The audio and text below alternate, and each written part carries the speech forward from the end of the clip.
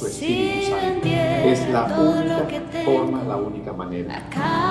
Para empezar esta noche, quiero leer una palabra. Y en esta vez los quiero invitar, para los que me quieran seguir, que vayan a Génesis capítulo 3. Voy a leer el versículo 4 y 5. Génesis capítulo 3, versículo 4 y 5. Y dice la palabra así: Entonces la serpiente dijo a la mujer: No moriréis, sino que sabe Dios que el día que comáis de él, serán abiertos vuestros ojos y seréis como Dios, sabiendo el bien y el mal. Pongámonos de pie, vamos a orar para iniciar esta predicación.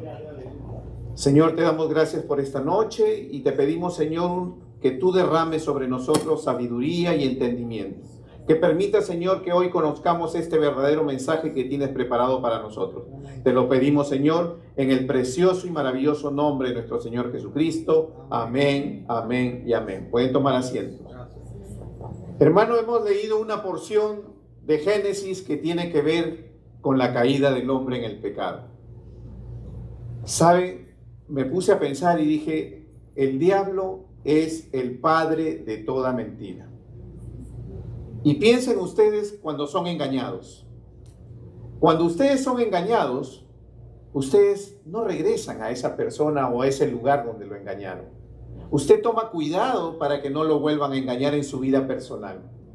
Sin embargo, el enemigo es tan sutil que nos engaña todo el tiempo y todo el tiempo estamos cayendo nuevamente. Imagínense la manera y la habilidad de este enemigo que es Satanás, que todo el tiempo, pese a que conocemos la palabra de Dios, nos dicen que nos engaña, que es el engañador, que es el padre de toda mentira, y aún así vamos y caminamos por esos caminos que no debemos andar. Entonces debemos reflexionar en nuestra vida, debemos nosotros pedirle al Señor sabiduría, entendimiento, para no ser engañados por este enemigo que en este momento está como príncipe de este mundo y que ha tomado posesión de las zonas azules, de las zonas celestes, que son estos cielos con sus huestes de maldad. El día de hoy yo he preparado una prédica que tiene que ver con este tema y le he llamado a la prédica Dos familias. Le he llamado Dos familias y un evangelio. Ese es el nombre de la prédica. ¿Por qué dos familias? Si nosotros nos ponemos a pensar, Dios realmente solo tiene dos familias en este mundo. Ustedes saben que usualmente reconocemos a familias famosas como los Kennedy, por ejemplo, que andan muy orgullosos de sus apellidos y se desenvuelven. Y así también hay familias de mucho poder económico que tienen nombres bastante resaltantes. O a través de la historia vemos familias en la época romana, que ya sea que por algo malo o algo bueno han surgido y son apellidos famosos y son familias conocidas. La familia real, conocemos a la familia real y todo esto. Entonces, ¿qué es lo que realmente la gente siente? Siente orgullo de la familia a la que pertenece. Y la palabra de Dios marca solo dos familias en este mundo. Podremos tener diferentes padres, podremos tener diferentes apellidos, pero solo somos dos familias en este mundo. Y quiero invitarlos a que vayamos a Primera de Juan, al capítulo 3, y voy a leer del versículo 8 al 10. Y aquí nos vamos a dar cuenta que realmente la palabra de Dios nombra dos familias. Y dice: el que practica el pecado es el diablo, porque el diablo peca desde el principio. Para esto apareció el Hijo de Dios, para deshacer las obras. Primero nos está diciendo por qué vino nuestro Señor Jesucristo, y vino para deshacer lo que el enemigo hizo. Todo aquel que es nacido de Dios no practica el pecado, porque la simiente de Dios permanece en él. Y cuando habla de simiente, es equivalente a la descendencia de Dios. Y no puede pecar porque es nacido de Dios. En esto se manifiestan los hijos de Dios y los hijos del diablo. Esas son las dos familias. Todo aquel que no hace justicia y que no ama a su hermano, no es de Dios. Así es como Dios ve este mundo. No nos ve con el apellido que nosotros nos identificamos ante el mundo, ante la ley. Dios ve solo dos familias: los hijos de Él y los hijos del enemigo. Los hijos del que nos miente, del que nos engaña. Y sin embargo, nosotros somos los que decidimos si creemos o lo rechazamos a Él y creemos en el que nos engaña. Así de fácil nos lo puso Dios. No hay más que confundirnos. Si bien es cierto, tenemos todos diferentes apellidos, pero en realidad somos una familia. Y esto que nos valga, porque como hermanos cristianos que somos, pertenecemos a la familia de Dios y tenemos un solo Padre. Y todo aquel que no sigue la obediencia de Dios pertenece a la familia del diablo. Así, claro y duro parece. A veces cuando predicamos no realmente no nos damos cuenta, o cuando estamos caminando por la calle pensamos en nosotros como personas individuales y vemos a nuestro hermano alejado, o no queremos ayudar a nuestro prójimo porque pensamos que él no es de nuestra familia. Cuando vemos a alguien que está en necesidad o que también es nuestro hermano y no lo ayudamos, lo vemos como un ajeno, un extraño. Sin embargo, Dios dice: un momento, solo son dos. No estás ayudando a tu hermano, al que es también mi hijo. Esa es la verdadera familia. Dice la palabra de Dios que somos ciudadanos de este país. No, somos ciudadanos del cielo. Esa es la verdadera ciudadanía. Y si entonces tenemos una verdadera ciudadanía en el cielo, definitivamente tenemos una sola familia a la cual debemos seguir, y es la familia de Dios. Y esto es para que nosotros podamos entender más claramente Juan capítulo 8, versículo 44. Aquí, si hubo alguna duda, aquí el Señor nos dice directamente, y dice: vosotros sois de vuestro padre el diablo, y los deseos de vuestro padre queréis hacer. Él ha sido homicida desde el principio y no ha permanecido en la verdad, porque no hay verdad en él.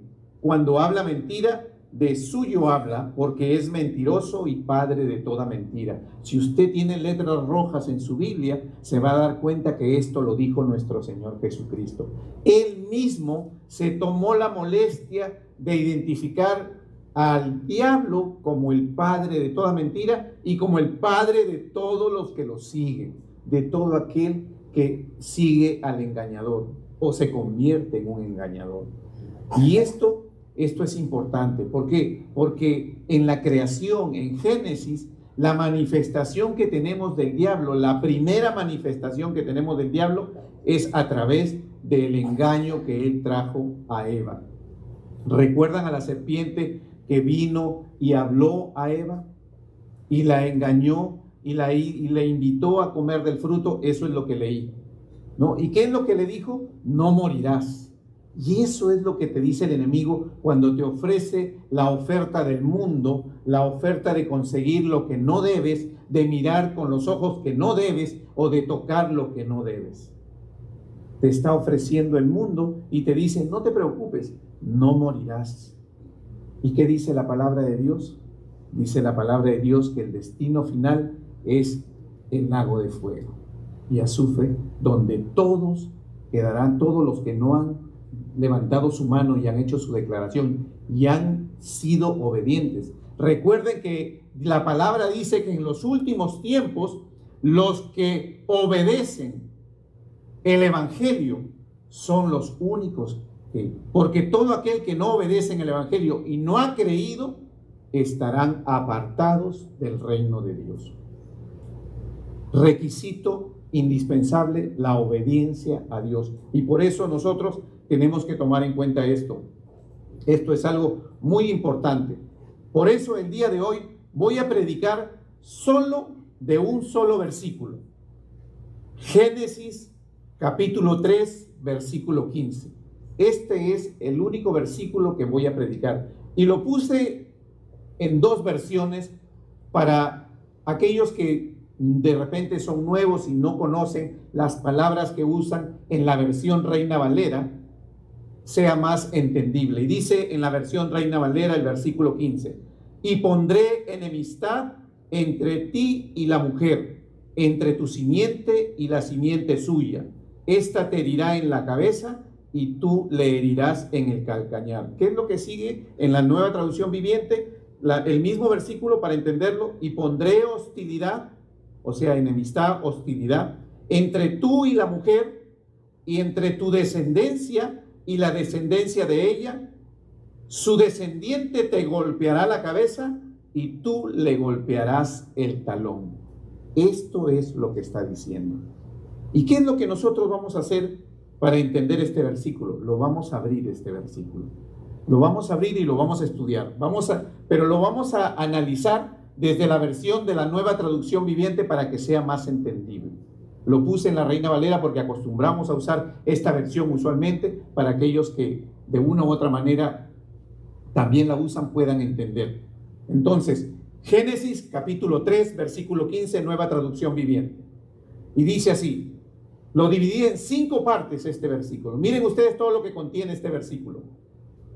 Y dice, y pondré hostilidad. ¿Qué dice? Enemistad, rivalidad, oposición. Eso es lo que está diciendo.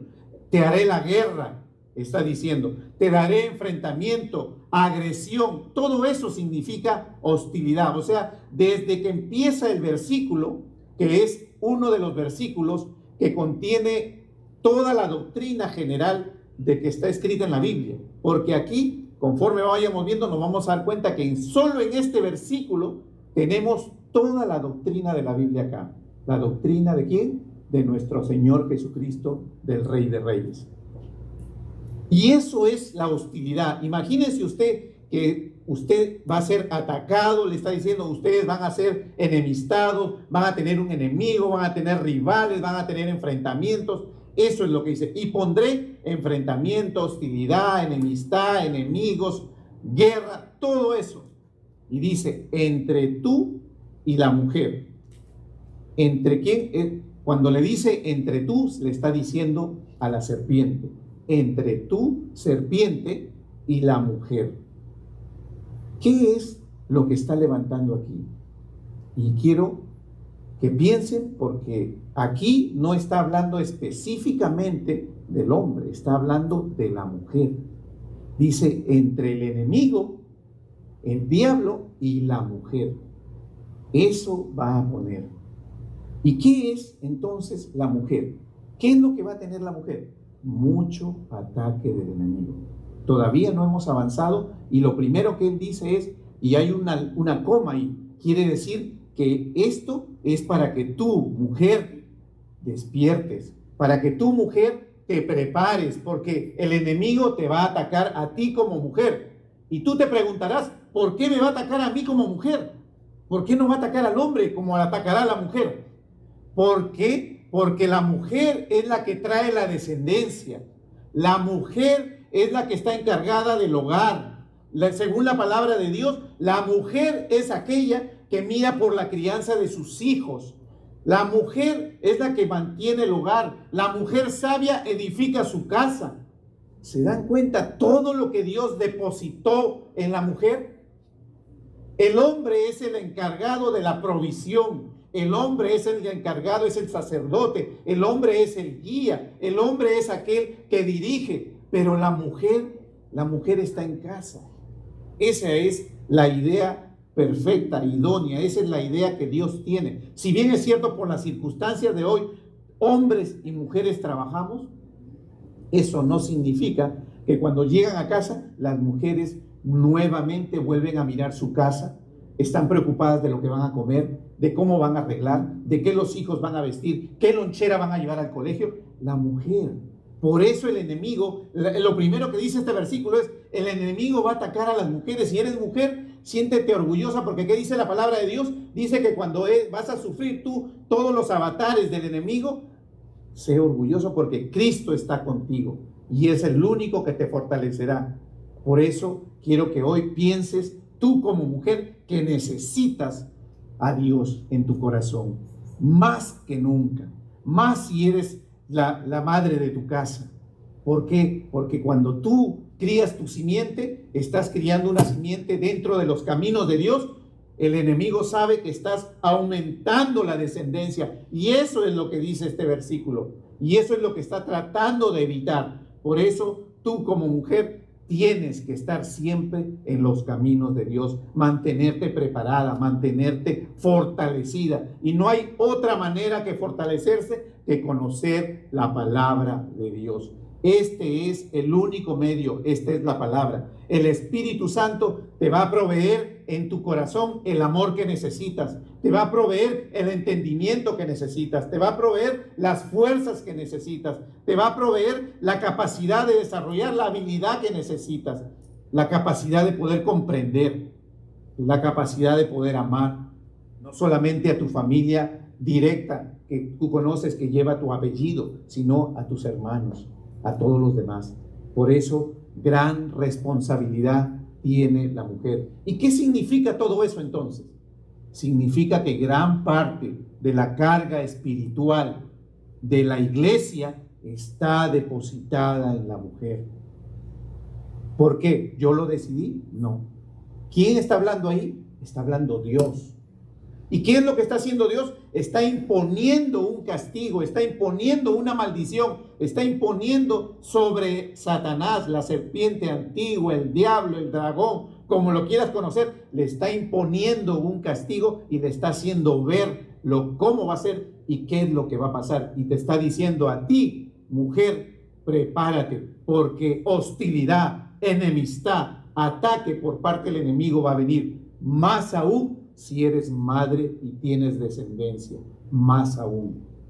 Y por eso es necesario que nosotros tomemos en cuenta. Romanos 3:23 dice, por cuanto todos pecaron, están destituidos de la gloria de Dios. Por un hombre entró el pecado, un alma viviente, y por un hombre, el segundo Adán, un espíritu vivificante.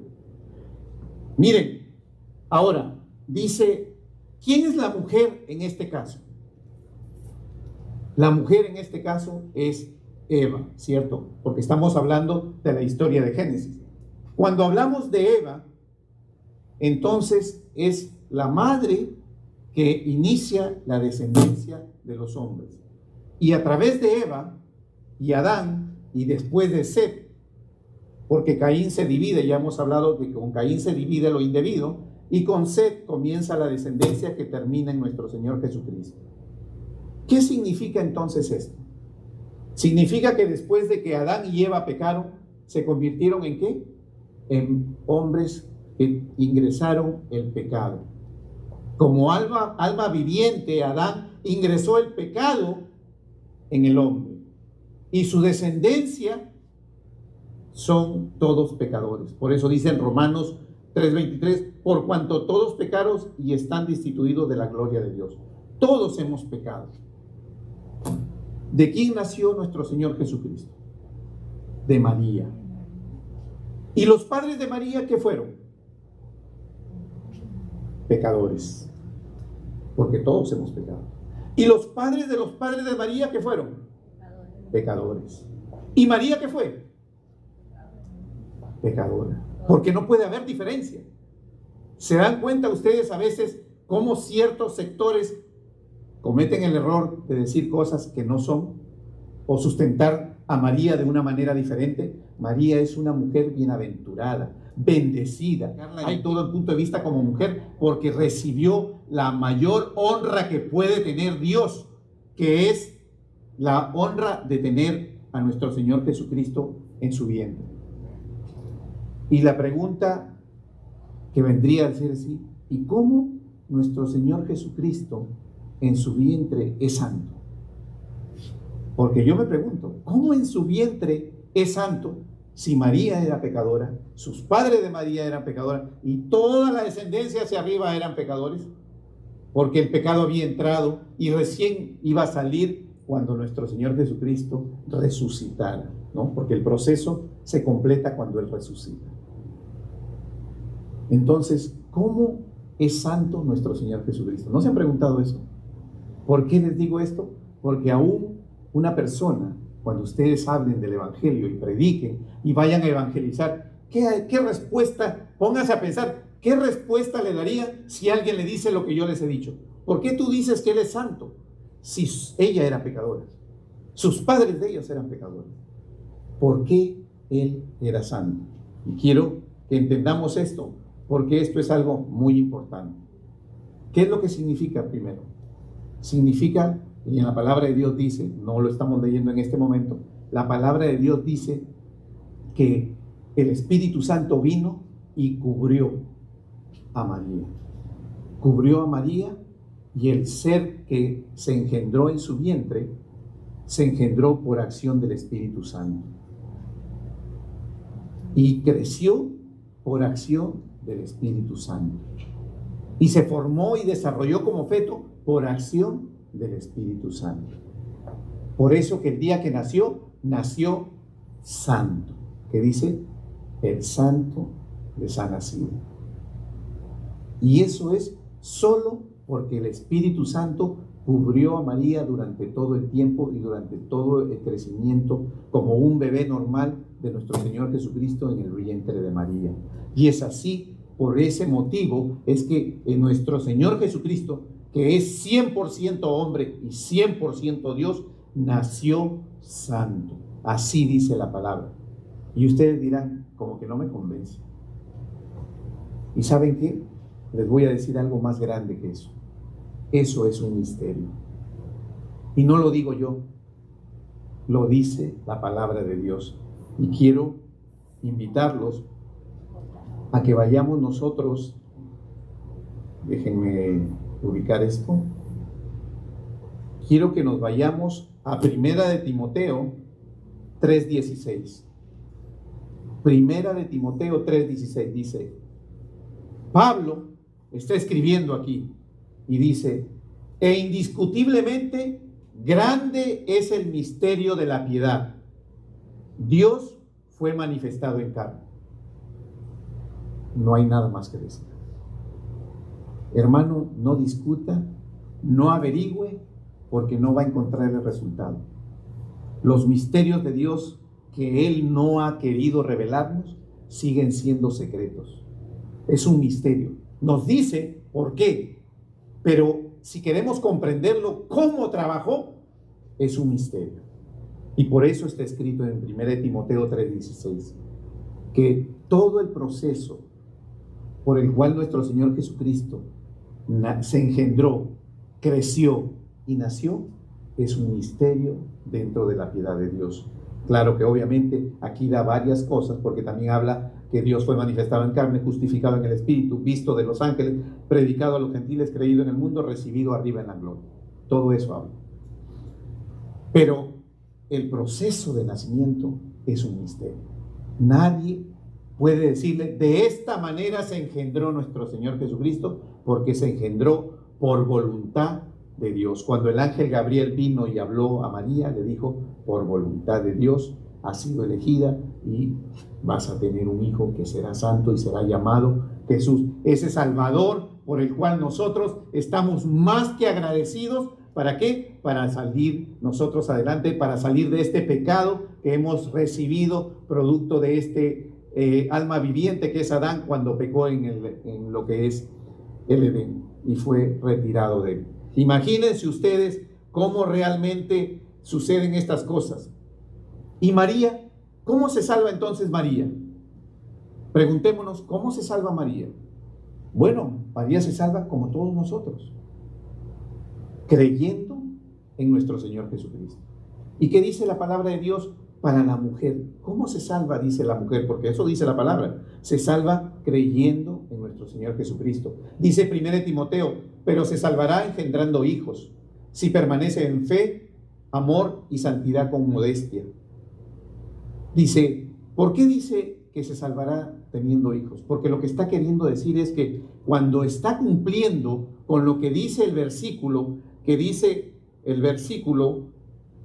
acerca de la descendencia, está diciendo, cuando cumple con lo que Dios la mandó a hacer, a tener la descendencia, está manifestando su salvación también. Eso es lo que está diciendo.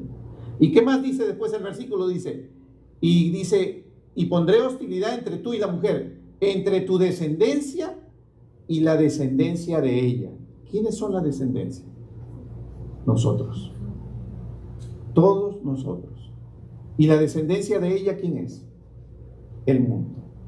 Por eso que cuando usted ve que se predica el evangelio, vienen en ciertos lugares y aún ya está empezando esto a ser un poco más incisivo, que cuando salen a predicar el evangelio, viene la policía y te calla.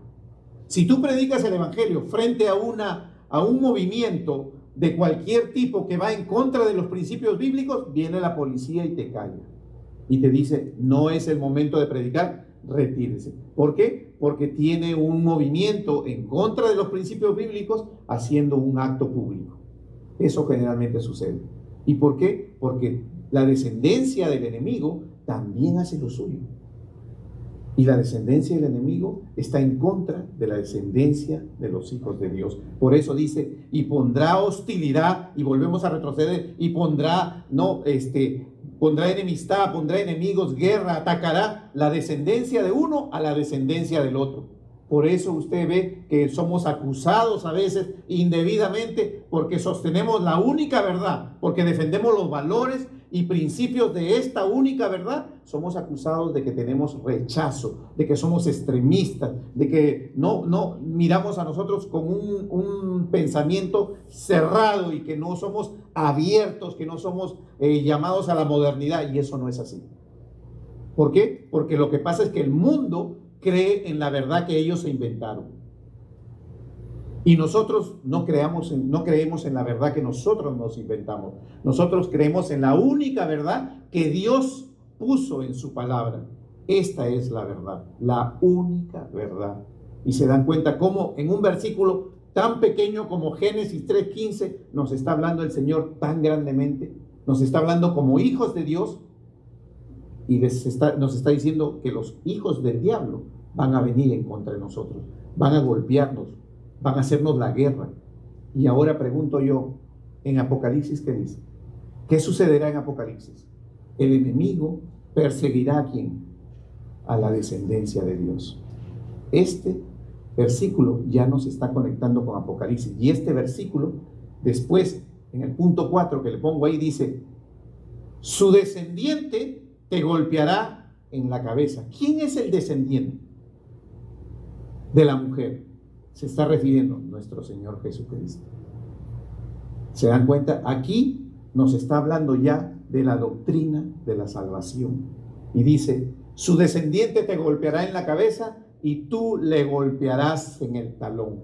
¿Cuándo nuestro Señor Jesucristo golpeará en la cabeza al enemigo, a Satanás, a la serpiente antigua, al dragón? ¿Y cuándo el dragón, la serpiente antigua, Satanás, golpeará en el talón a nuestro Señor Jesucristo? O aplastará, dice algunas otras versiones, o herirá, dice la versión. ¿Cuándo? Cuando nuestro Señor Jesucristo ha muerto en la cruz, porque Él puso su vida, el enemigo cree que le ha ganado. Y eso, la muerte de nuestro Señor Jesucristo en la cruz, es golpeándolo en el talón, hiriéndolo en el talón. Eso es lo que quiere decir. Y cuando lo golpea nuestro Señor Jesucristo en la cabeza, cuando nuestro Señor Jesucristo resucita, se levanta de los muertos, entonces en ese momento lo ha vencido. ¿Y qué dice la palabra? Descendió a lo más profundo. ¿Por qué? Y tomó las llaves que son las únicas que pueden abrir y nadie puede cerrar, y puede cerrar y nadie puede abrir. ¿Quién las tiene? nuestro Señor Jesucristo. Por eso somos bendecidos y victoriosos en la vida de nuestro Señor Jesucristo. Él es el único que puede hacer esto. Y en este versículo tan pequeño nos habla tanto el Señor, le habla tanto a la mujer, le pide a la mujer, y yo las insto en esta noche, porque la mujer realmente es aquella que tiene una carga espiritual tremenda. Tremenda la carga espiritual que en este versículo es depositada en ella.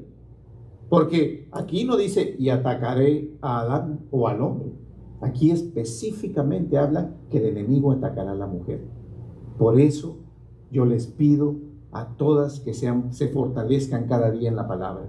Es necesario conocer la palabra. Dice que el pueblo perece por falta de conocimiento. La única manera, el único camino, la única vía, la única puerta que nos va a permitir llegar a la victoria es a través de esta palabra, a través de creer en nuestro Señor Jesucristo como el único Salvador que tenemos, el único camino.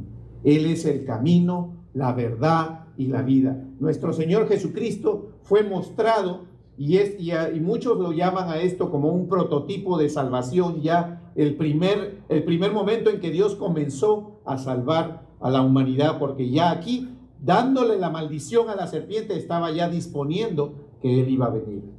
Y recuerden ustedes que cuando Adán pecó, dice, se escondió. ¿Y qué hizo el Señor? ¿Qué hizo nuestro Dios? Lo llamó. Así es nuestro Dios. Aun cuando pecamos, ¿ustedes creen que Él no sabía que había pecado? Él es omnisciente, omnipresente. O sea, no solamente lo sabía, estuvo ahí en el momento que estaban pecando, porque Él es omnisciente y omnipresente. Y aún así le dijo, ¿dónde estás? Y Él hoy esta noche dice, ¿dónde estás? A ti que me ves por internet, te dice, ¿dónde estás? Si has pecado, ven a mí. ¿Dónde estás? No te tienes que esconder, porque Él ha venido para ayudarnos. Y nosotros nos podemos ayudar. Adán quiso ayudarse, se hizo un abrigo de una hoja, dice. Y el Señor dijo, no, esa no es la manera. Tú no te puedes ayudar. Tú necesitas mi ayuda. ¿Y qué hizo? Lo cubrió con pieles. Un verdadero abrigo, un verdadero calor, un verdadero amor, lo que vemos ahí. Si nosotros analizamos eso, lo que vemos es el amor de Dios. El amor de Dios para con nosotros. Un amor extendido, un amor abierto, un amor que aún habiendo pecado, imagínense que Él le dijo que podía comer de todos los árboles menos del árbol de la ciencia. Y aún siendo el único árbol que le prohibió, ellos comieron. Y miren ustedes cómo es de malo, mentiroso, engañoso es el enemigo. Porque si usted lee Génesis, él dice, en el centro del huerto del Edén puso 2 árboles que se mencionan, no uno. Puso el árbol de la vida. ¿Por qué no le dijo, come del árbol de la vida? Nunca lo llevó al árbol de la vida a Eva y le dijo, el fruto de este árbol es agradable. De cierto no morirás. Y ahí se hubiera dicho verdad. Porque recuerden que dice el Señor, pongamos unos querubines, no vaya a ser que estiren la mano y tomen del árbol de la vida y tengan la vida eterna. O sea que el enemigo lo llevó al árbol equivocado, se lo presentó como que era lo mejor, cuando en el mismo lugar estaba el otro árbol, el árbol de la vida, porque usted lee, en el centro del Edén estaban los 2 árboles, el de la vida y la de ciencia del bien y del mal. Pero le engañó, lo llevó a la de la ciencia y le dijo, serás como Dios. Ser como Dios eterno era el otro árbol, no este árbol. Y así es como el Señor viene, te pone las 2 opciones. Dios te da a ti las 2 opciones, la vida y la muerte. 2 puertas, dice. Tú decides. Tú decides a quién escuchas. Tú decides si escuchas a Dios o escuchas al diablo. Pero ten la plena seguridad que si estás escuchando al enemigo, te va a llevar al árbol equivocado, porque el árbol de la vida está al lado y no está lejos, no lo tienes que ir a buscar, está exactamente al lado de lo que te ofrece el enemigo. Y así está Dios, está parado junto a ti, al lado tuyo, para guiar tu camino, para llevarte por la buena senda, para que encuentres ese camino angosto, porque recuerden que ancho y espacioso es el camino de la perdición, pero dice angosto es el camino que nos lleva a la vida eterna. Y la puerta que debemos pasar es nuestro Señor Jesucristo. Él es la puerta. Amén, amén. Quiero invitarlos a ponernos de pie y esta noche a meditar sobre este tema. Vamos a orar en nuestro corazón, porque realmente si nosotros pensamos solo en Génesis 3:15, nos damos cuenta que el Señor nos ha hablado tremendamente. Nos ha dicho, ustedes tienen dos puertas delante de ustedes, dos árboles delante de ustedes, el de la ciencia del bien y del mal, el que les va a dar conocimiento del mundo, el que les va a dar la oportunidad de alcanzar de repente muchas cosas en este mundo, o el árbol de la vida. Y los dos están en el centro del Edén. En el centro del Edén. No tenemos que irnos lejos, ni tenemos que caminar mucho. Lo puso juntos para que tú decidas. Pero como Eva no tuvo los ojos puestos en Dios, perdió la visión. Recuerde que el que pierde la visión se hunde. ¿Qué le pasó a Pedro cuando perdió la visión de nuestro Señor Jesucristo? Cuando estaba caminando sobre el mar, se comenzó a hundir. Cuando perdemos la visión, nos hundimos. ¿Nos hundimos en qué?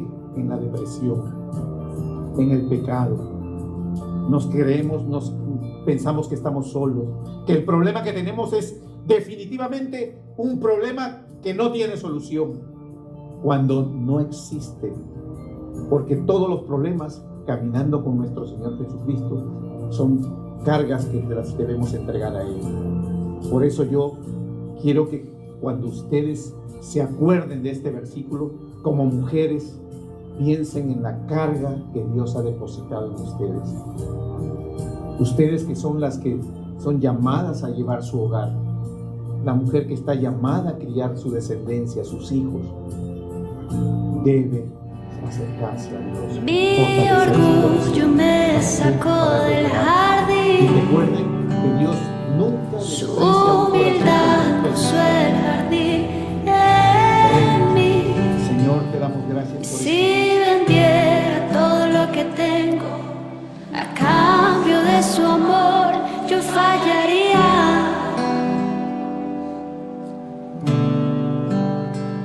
porque su amor no